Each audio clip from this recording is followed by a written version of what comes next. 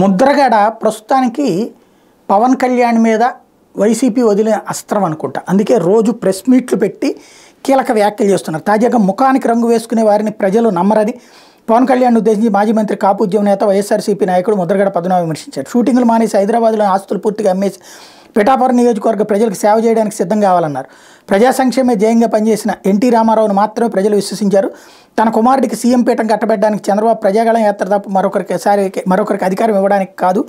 MLC Kudupudi Suryanarayana Rao Pithapuram నియోజకవర్గానికి చెందిన సామాజిక వర్గ నేతలు ముద్రగడను యువనేత ముద్రగడ గిరిబాబుని కిర్లంపూడిలోని వాళ్ళ నివాసంలో శుక్రవారం మర్యాదపూర్వకంగా కలిసిన సందర్భంలో ఇది మాట్లాడారు. ఎందుకు అంత నోటిదోల అవసరమా?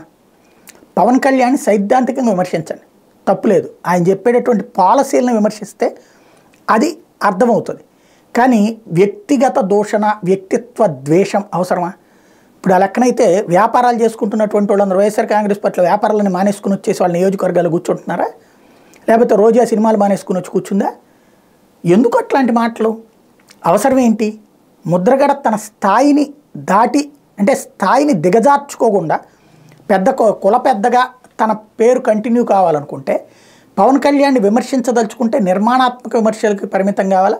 రెండవది, వైసీపీని గెలిపించమని అడిగితే బాగుంటుంది, కానీ జనసేనను ఓడించమని అడగడం ఏంటి? అది అధికారంలో లేనటువంటి పార్టీని సరిగ్గా చూసుకుంటే బెటర్.